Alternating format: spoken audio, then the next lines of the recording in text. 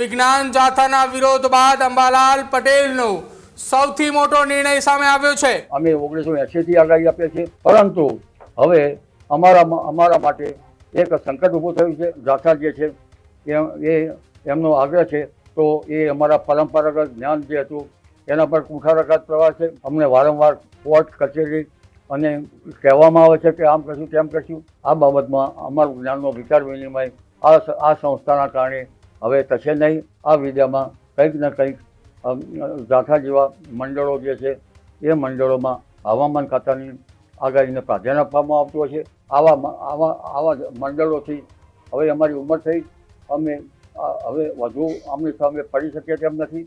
નિષ્ણાતો ઉપર જાથાને ભરોસો રહ્યો નથી। અમારા શાસ્ત્રો જે છે એ તો એમને વાંચ્યા જ નહીં હોય।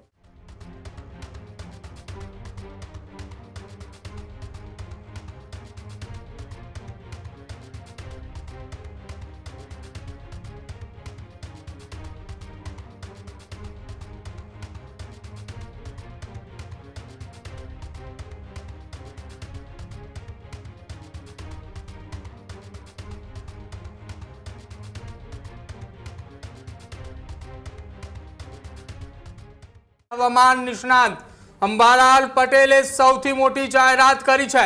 હવામાન નિષ્ણાંત અંબાલાલ પટેલે હવે આગાહી ન કરવા માટેની જાહેરાત કરી છે। વિજ્ઞાન જાથાના વિરોધ બાદ અંબાલાલ પટેલનો સૌથી મોટો નિર્ણય સામે આવ્યો છે। હવામાન નિષ્ણાંત અંબાલાલ પટેલે એક મોટો નિર્ણય કર્યો છે। આજથી અંબાલાલ પટેલે આગાહી બંધ કરવા માટેની જાહેરાત કરી છે। જાહેરાત બાદ અંબાલાલ પટેલની ન્યૂઝરૂમ સાથે વાતચીત થઈ। ન્યૂઝરૂમ સાથેની વાતચીતમાં વિજ્ઞાન જાથાને વળતો જવાબ આપ્યો છે। વિજ્ઞાન જાથાના જયંત પંડ્યાને અંબાલાલનો એ વળતો જવાબ, હવે આ અમારા સામે મોટું સંકટ ઊભું થયું છે। અમારી આગાહી વિજ્ઞાન જાથાને હવે ખોટી લાગે છે। અમે અને અમારા ભાઈઓ ખૂબ મહેનત કરતા હતા। સમાચાર માધ્યમોને અમને એ ખૂબ સહયોગ આપ્યો છે। અમારી ઉંમર ભલે થઈ છે, પણ અમે રિટાયર્ડ નથી થયા। અમારું જ્ઞાન હવે હાસ્યમાં ધકેલાઈ જશે તેવી વાત હવામાન નિષ્ણાંત અંબાલાલ પટેલે કરી છે। હવે અમે અમારી ઉંમરના કારણે કંટાળી ગયા છીએ। અમે હવે કોર્ટ કચેરીના ધક્કા ખાઈ શકીએ તેમ નથી। આવી ઘટનામાં અમને સરકારનો સાથ મળે તેવી આશા વ્યક્ત કરી છે। અંબાલાલ પટેલ કે જો હવામાન નિષ્ણાંત છે, જેમણે આ સૌથી મોટું નિવેદન આપ્યું છે કે અમારા સામે એક મોટું સંકટ ઊભું થયું છે। વિજ્ઞાન જાથાને હવે એક મોટું સંકટ એ અંબાલાલ પટેલે ગણાવ્યું છે, અને આ એ સંકટને લઈને અત્યારે સૌથી મોટું નિર્ણય આપ્યું છે। સમાચાર માધ્યમોએ પણ ખૂબ અમને સહયોગ આપ્યો તેવી વાત અંબાલાલ પટેલે કરી છે। અમારી ઉંમર ભલે થઈ હોય, પરંતુ અમે રિટાયર્ડ નથી થયા। અમારું જ્ઞાન હવે એક હાસ્યની અંદર ધકેલાઈ જશે। શું કહ્યું અંબાલાલ પટેલે, સાંભળો પહેલા।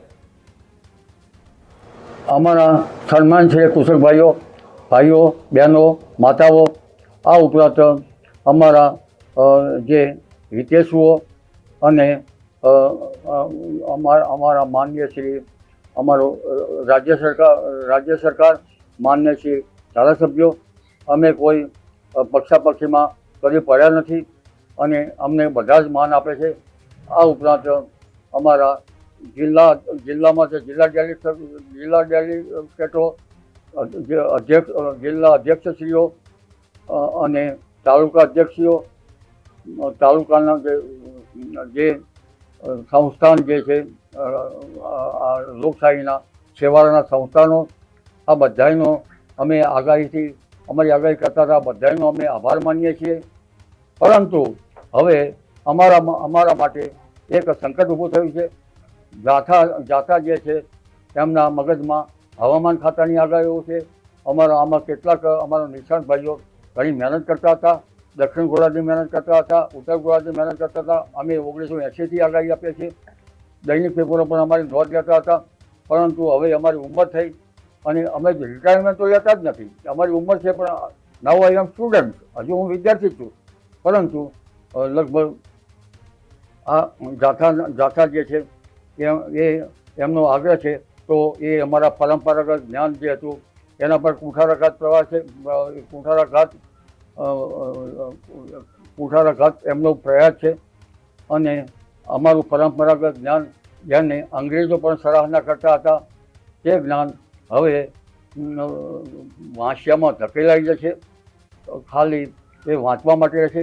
પહેલાં અમારા ગામડાઓમાં હવામાન જોવા માટે ધજાઓ રાખતા હતા, પવન જોતા હતા.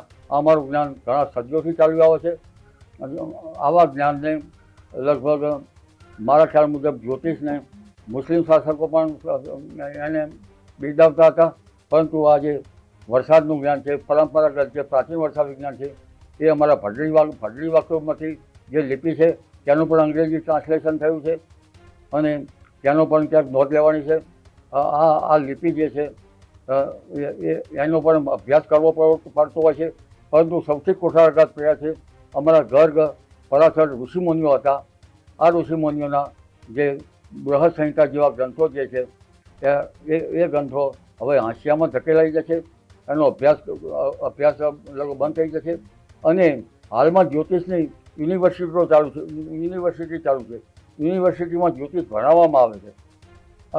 અમારું એવું માનવું છે, અમારું ધ્યાન છે કે એગ્રીકલ્ચર યુનિવર્સિટીમાં, આણંદ જેવા યુનિવર્સિટીમાં આ પરંપરાગત જ્ઞાન અને જ્યોતિષ જ્ઞાનનો સુમેળ કરવામાં આવતા પુસ્તકો અમે એમના જે કંઈક અંશે અનુવાદિત જે મહેનત કરેલી છે, જે મિટ્રોલોજીસ્ટ છે, એ પણ અમે જોયા છે.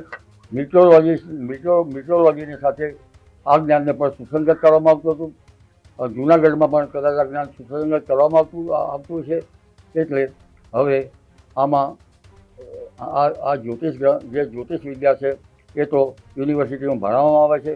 પરંતુ આ જ્ઞાનમાંથી હવે અમારી ઉંમરના કારણે અમે કંટાળી ગયા છીએ. અમને વારંવાર કોર્ટ કચેરી અને લગભગ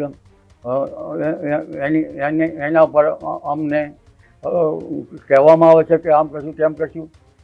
એટલે હવે અમને સરકારશ્રીનો સપોર્ટ મળશે, પ્રાઇમ મિનિસ્ટરશ્રીનો સપોર્ટ મળશે, ગૃહમંત્રીશ્રીનો સપોર્ટ મળશે. અને આ બાબતમાં જનતા જનાર્દનનો તમને સપોર્ટ છે, ખેડૂત ભાઈઓનો સપોર્ટ છે.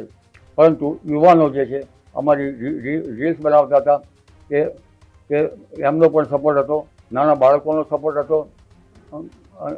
અને આ બધી બાબતો જે છે એ અમારા ગ્રંથો જે છે એ હવે આના માટે પ્રયત્નો કરી એને ડોર્મન્ટ પ્રયત્ન કરવા પડશે. જાહેરમાં તો પ્રયત્નો કરી શકાય નહીં. એટલે આ બાબતમાં અમારું જ્ઞાનનો વિચાર વિનિમય આ સંસ્થાના કારણે હવે થશે નહીં.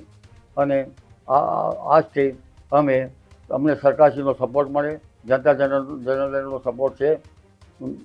અને આ બધા સપોર્ટ મળે તો જ આ વિદ્યાને અમે આગળ લાવી શકીએ. નહીંતર આ વિદ્યામાં કંઈક ને કંઈક જાથા જેવા મંડળો જે છે એ મંડળોમાં હવામાન ખાતાની આગાહીને પ્રાધાન્ય આપવામાં આવતું હોય છે.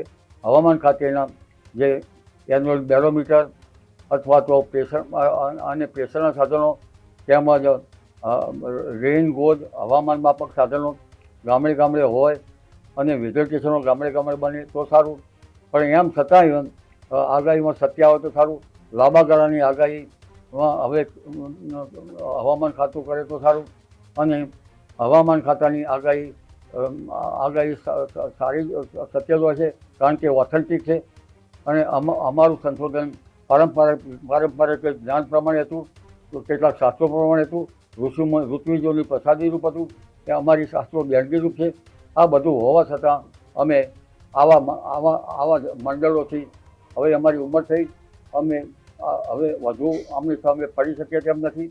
એટલે હવે અમે આ બાબતથી આગાહીનું હવે બંધ કરીએ છીએ, આગાહીથી વિરમીએ છીએ. જનતા જનાર્દન જુએ, લાંબા ગાળાની આગાહી જુએ. કારણ કે હવે નિષ્ણાતો ઉપર જાથાને ભરોસો રહ્યો નથી. અમારા શાસ્ત્રો જે છે એ તો એમને વાંચ્યા જ નહીં હોય. ખેડૂત ભાઈઓ છે ખેતરમાં ડ્રોન ઉડાવતા હોય છે ત્યારે આપણે એક પ્રશ્ન સતાવતો હોય છે કે જે આપણે અત્યાર સુધી જીપીએસ ટેકનોલોજી વાળા ડ્રોન વાપર્યા છે, જેથી કરીને મોબાઈલ ટાવર છે અથવા તો હાઈ ટેન્શન લાઈન પસાર થતી હોય, કોઈ વૃક્ષો હોય, ત્યારે જે જીપીએસ ટેકનોલોજી વાળા ડ્રોન છે એમાં ટકરાય અને ટ્રેસ થાય છે. પણ એગ્રીઓન લાવ્યું છે જીએનએસએસ ટેકનોલોજી ડ્રોન, જેથી કરીને એ ડ્રોન છે એ કોઈ જગ્યાએ ટકરાય નહીં, પોતાની રીતે જ ડિસિઝન લે છે અને મૂવ થઈ જાય છે. જેથી કરીને જીએનએસએસ ટેકનોલોજી ડ્રોન છે એ વાપરવાનો આગ્રહ રાખો.